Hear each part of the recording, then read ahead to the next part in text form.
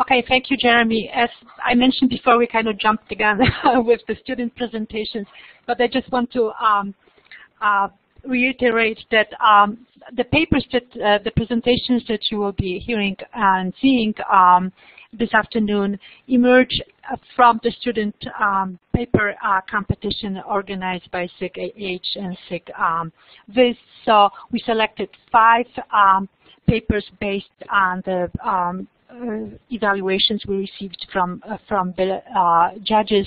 They are related to the topic of the symposium, and maybe I will introduce the student presenters as they come. And I started introducing Laura before, so I just want to summarize that Laura's papers is on institutional repositories and the humanities, a new collaborative model for scholarly publishing, and she's focusing on the role of academic libraries in and institutional repositories, sort of in the cycle of publishing. Traditionally, libraries has been at the end of that process, and Laura is looking at the role of institutional repositories at academic libraries as more active participants in the process of scholarly communication, especially in humanities. As I mentioned before, Laura is currently finishing her master's degree in Library and Information Science from Wayne State University in Detroit, and her area of concentration is digital content management. She will be graduating in May 2015. She has some experience working with institutional repositories at Wayne State universities, and this paper is a result of her interest and her experience in that area. Please feel free to type questions during her presentations, and I think the way we'll address those is that we'll have a couple minutes at the end of each presentation, and then after the 3 student presenters complete their presentations, we also have a chance to ask some questions at the end. So, Jeremy, are we ready? Yes, I believe we are. All right, give me 1 second. Okay, so please welcome Laura. Laura, if you are ready, I think you can take the mic. Okay, can you hear me?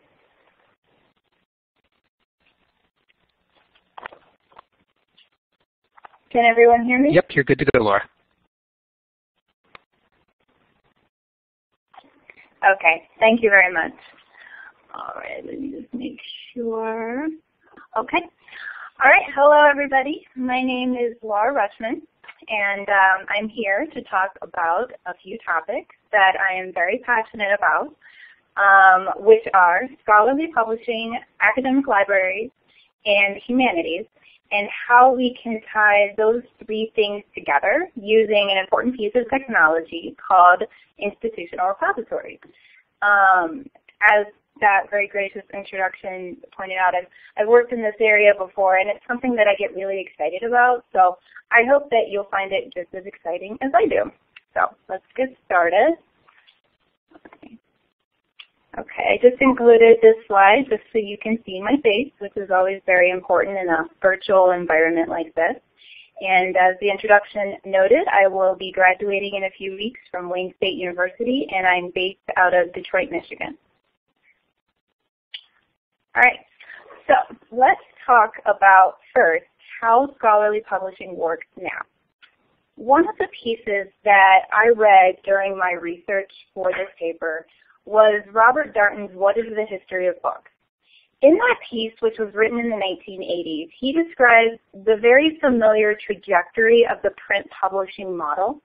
So you have authors who work with publishers to create content, and the publishers turn those ideas into a physical object that can be consumed, a book, a journal, and then that content is distributed through bookstores and libraries to customers.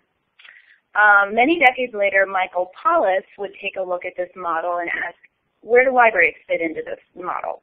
And what he found was that libraries are situated squarely at the end of this life cycle as secondary distributors. As librarians, we're often the ones promoting the content, but at the end of the day, we're just passing it out. We're making it available. You know, it is an important role, but when it comes to creating scholarly content, it's passive. The act of creation is happening elsewhere. So he asked, what if we as librarians could do more? And that's the same kind of question that I had when I started this process of, researching this subject, and it's one I encourage you to ask as well. Okay, so it's an important question to ask because, as we all know, digital content, including how digital content is created and distributed, has turned this model on its head. And that's how this came about. This is the Digital Curation Center's Curation Lifecycle model. It was created in 2008, and it describes the total life cycle of digital content from conceptualization to transformation and beyond. Notice that this model is a circle. The other diagram was also a circle, but traditional publishing, as many people know, is actually very linear. You know, it moves from creation to putting a product in readers' hands, and that's about it.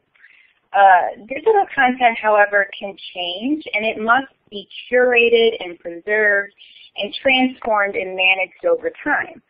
So that this model accommodates that. So why this is great for libraries is because using this model, libraries and other institutions like archives are automatically shifted away from that passive role as a distributor, and they're moved right into the thick of curation and information management and even creation. Meanwhile, just as libraries and archives have made it their mission to manage print content, libraries are now coming out as being philosophically committed to actively curating and preserving digital content as well. It's become, the next great frontier in the library and information science communities, really. Just the other day, actually, I received an email about a conference being held at the University of Michigan this November called Web Archives 2015. So there you go. So obviously, digital curation is something we're already doing as librarians, particularly in the area of digital archiving. So my question is, why not scholarly publishing? For many online-only, scholarly journals, this is digital content that is produced by members of the academic community for the academic community. The individuals editing and reviewing this scholarly content are already working at the universities. We say that academic libraries are here to serve their community, and so I argue that this community would actually be best served if their academic libraries have become more involved in curating, managing, and preserving, and yes, even creating the scholarly content that is so important in academia. I would even go further to say that academic libraries have a responsibility to be a part of this process. So how are we going to do this? Well, I am arguing that one of the most important ways that academic libraries can look at doing this now is through institutional repositories. So what is an institutional repository? Sometimes these systems are also referred to as IR in the literature. The general definition of an institutional repository is pretty easy to deduce, and it's grounded in one of the traditional functions of an academic library, which is a space that serves as a repository or storehouse of scholarly work. If you're dealing with digital content, then consider that space a URL. However, I think that this definition, which is actually how a lot of librarians and a lot of scholars still think about institutional repositories, I think that the definition doesn't do it enough credit, or doesn't do them enough credit, and neglects to mention their ability to impact scholarly publishing and how it really can do that in a big way. So on the left there, you'll see a few more definitions that do a bit of a better job in describing the role of an institutional repository at academic libraries. what all these authors have agreed to is that institutional repositories are scholarly in nature. They live in a digital environment. They're institutionally defined, which means they live at a specific institution. They're open access, and they're cumulative and perpetual. On the technical side, institutional repositories typically operate using either DSpace or Fedora, which are open source software applications. These applications are database systems essentially, and they're very complex, but essentially they give the librarian to manage them the ability to work with and manipulate metadata schemas, as well as provide long-term access to the content, which is really important when you're talking about that total digital information lifecycle. Now, what's a great idea without a few roadblocks? Institutional repositories have had a hard time gaining traction in the academic community, notably by faculty members and the scholars themselves, and it's because these systems are open access. Open access means just what it sounds like. It's an open and freely accessible to anyone who's looking for information. No need to belong to a library, no need to pay sometimes. Now, open access is an entirely different conversation, but convincing the academic community that open access is not the end of the world, it's going to be hard. It's going to require a culture shift. It's going to require more open access journals that are highly regarded. It's going to require some realignment of priorities in the academic community, especially regarding that connection between getting published and tenure.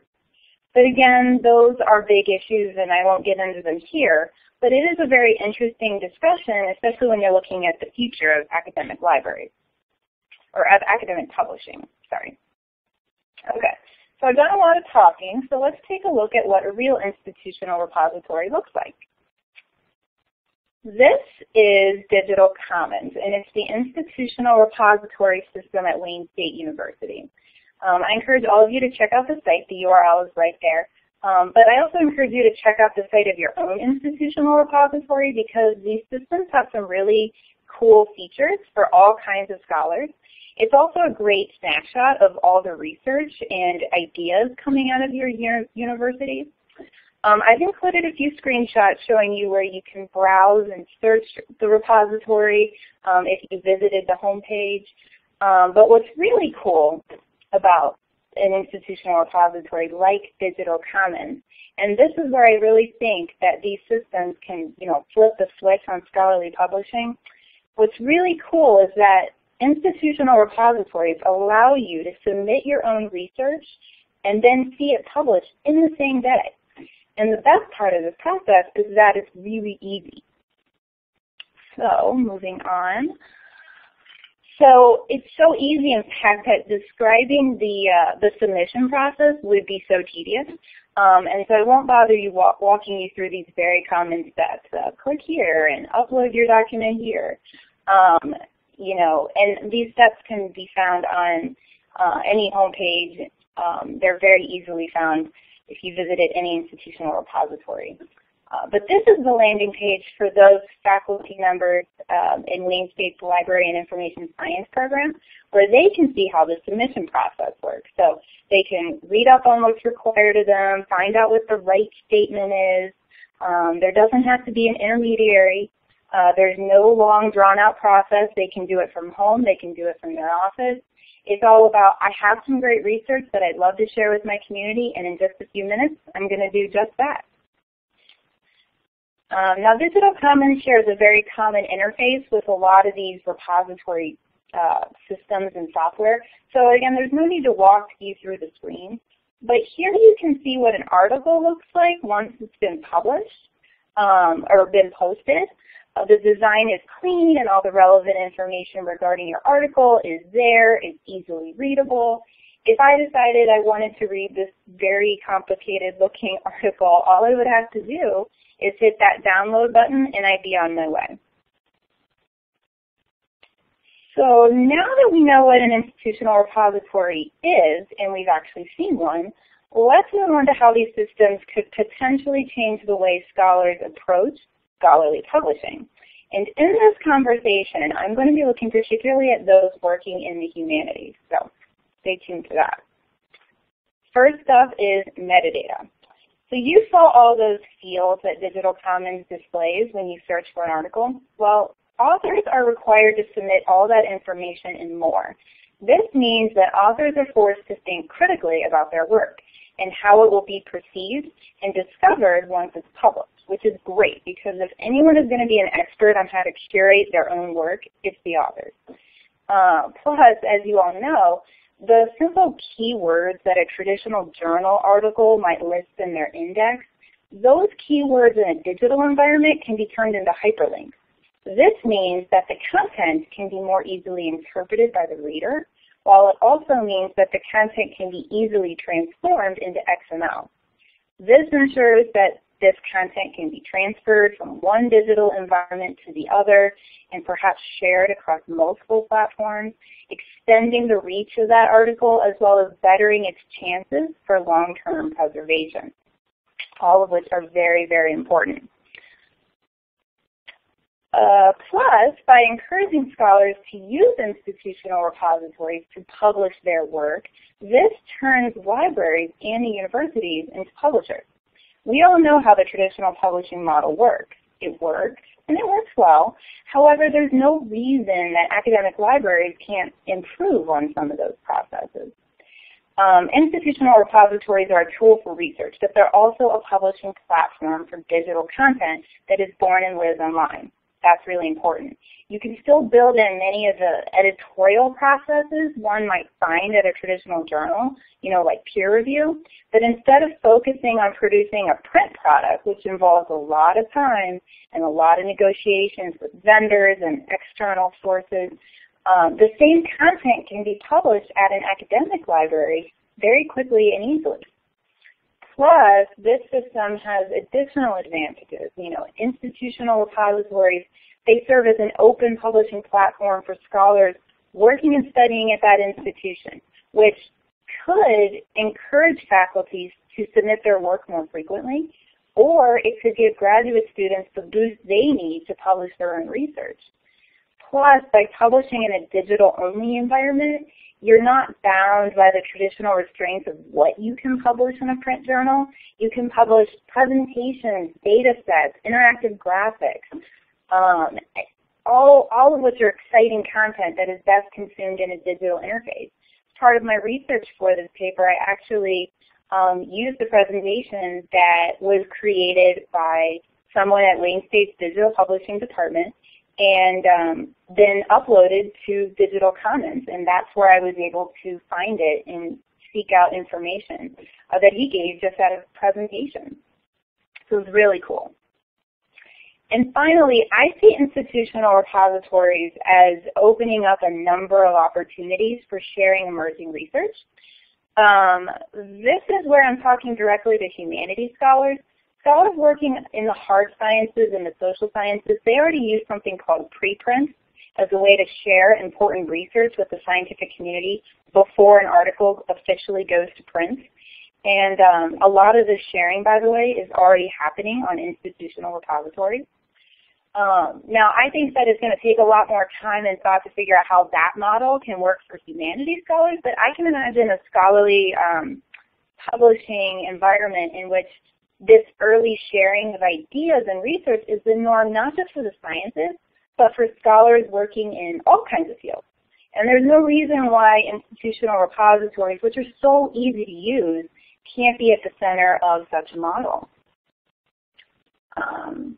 So this is where I encourage all of you to think about institutional repositories as not just a tool and not just a platform, but as a jumping off point for completely rethinking, how we create scholarly content in 2015. For a very long time, scholars have written articles, they've written books in their field, and that has been the pinnacle of scholarly accomplishment. But does it have to be? I don't think enough scholars in the humanities are thinking in this manner, or at least I haven't seen it, I haven't read about it.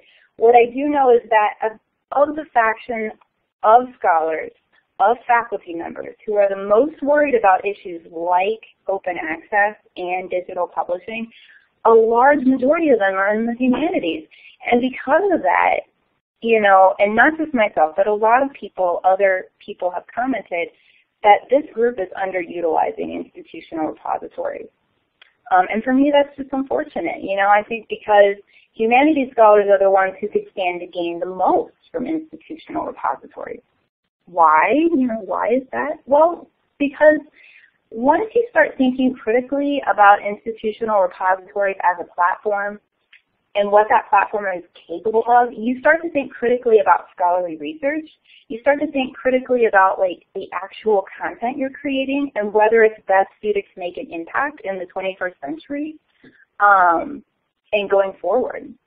We've already seen this kind of thinking in other parts of the publishing industry, from journalism to book publishing. New technology and new platforms forces practitioners in those industries to completely change how they approach content creation and content distribution. So why not scholarly publishing? Let's ask ourselves, you know, what is a journal? What is an article? You know, can these entities evolve to better meet a changing academic environment? And again, I think it's important that institutional repositories be at the center of this conversation because it's one of the very, you know, few technological puzzle pieces that we have right now that can do all these things that we talked about. It's a platform that's best suited to challenge this traditional publishing model and thus, you know, shift how scholarly publishing works. Plus, these IRs, these software, the people that can use them, they're already at universities. They're in your libraries. They're managing your institutional repositories. The software, the infrastructure, it's already there. So I think there's so much opportunity there for that. And I really think that for the humanities, because sciences and social sciences has already jumped on this bandwagon to an extent, I think the opportunities for the humanities field is even greater. So as you can see, I get really jazzed about this topic. Really, my research was meant to be a conversation starter more than anything else, an excuse to think about this for extended periods of time.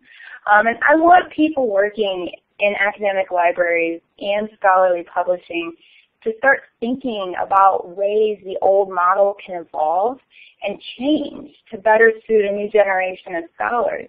And I do believe institutional repositories lie at the heart of that. And I think more research needs to be paid to them. So that is the end of the formal presentation. I think there was a question. I think there were two questions. Open access or local policy. I think open access, it does. Open access is not necessarily the standard at every single institutional repository. It depends on where you are and what institution you're at.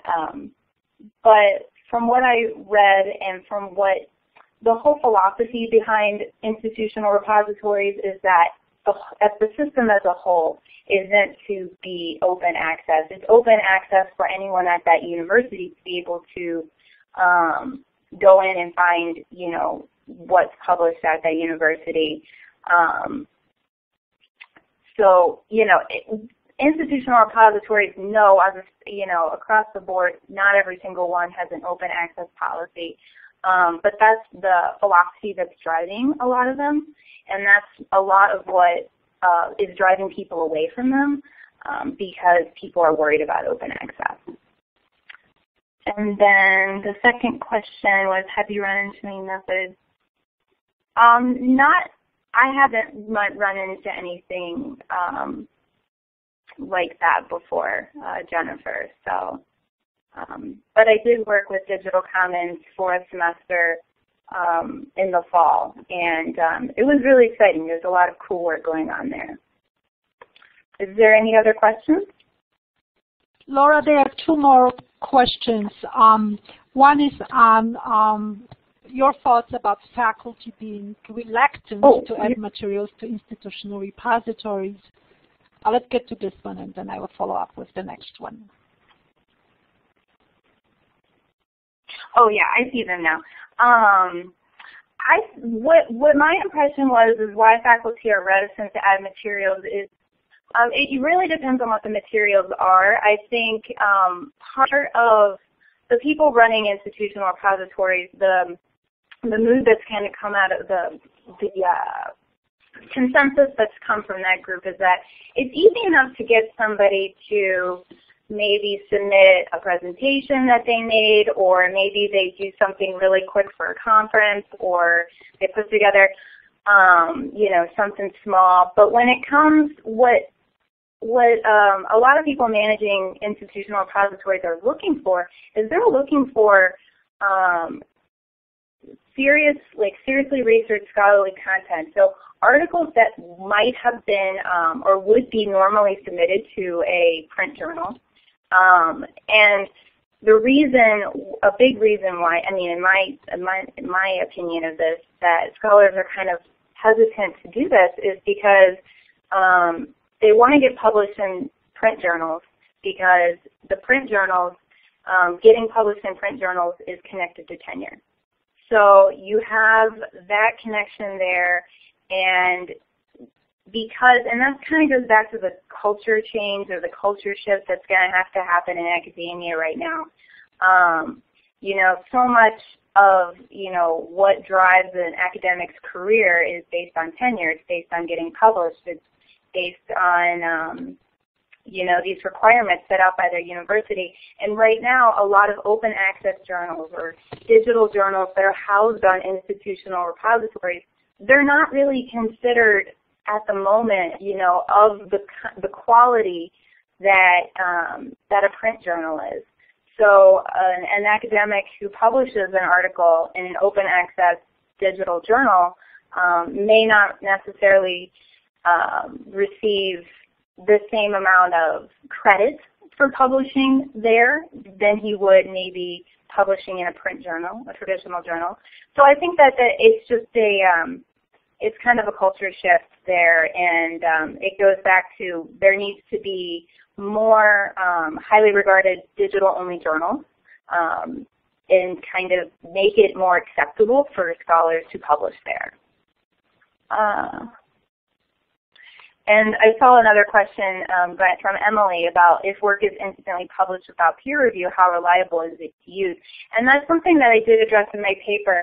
And you know, as there is that is kind of a trap when it comes to these instant publishing platforms. Now, those managing IRs can build in some safe blocks. I was kind of digging around on Digital Commons trying to just, you know, see if I could publish, you know, certain things to various disciplines. And some disciplines you have to go through a mediator. Sometimes there's a gatekeeper kind of already in place that has to approve things before they're published. Other times it's completely open. They really, you know, I think library science is like that. The discipline, they want you to be able to just go in there and publish freely. And then they have people going back in later. And, you know, so there is a question of accountability and quality, and I think what I stated in my paper was that those managing institutional repositories are going to have to address that going forward. That being said, I don't think that the entire platform should be discredited because of that. I just think there just needs to be further regulation and additional discussion in that area. So,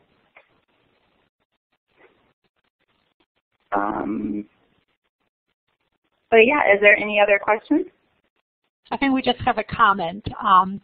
So thank you very much, Laura. I really appreciate your presenting on institutional repositories and following up with questions and contributing to the discussion on this topic. Again, thank you very much.